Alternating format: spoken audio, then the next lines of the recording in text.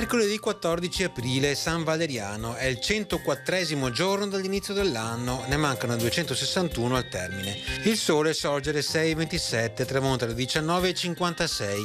La luna sorge alle 7:43, tramonta alle 22:19.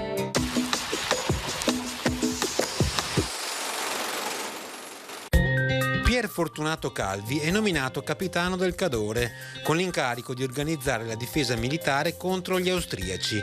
Creerà anche i corpi franchi, formati da giovani esperti dei luoghi, armati di ottimi fucili e aventi per distintivo un ramoscello di abete, fissato con una coccarda tricolore sulla tesa del cappello.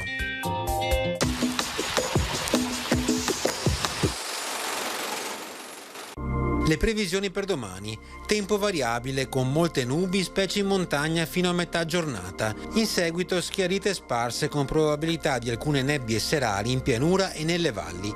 Fasi di precipitazioni sparse, spesso modeste ma con qualche possibile rovescio su pianure e prealpi. Nevose da circa 800-1100 metri. Temperature minime sulle Dolomiti stazionarie o in lieve calo e altrove in aumento, più sensibile sulle prealpi. Temperature massime senza notevoli variazioni sulle zone montane e in lieve calo su quelle pianeggianti.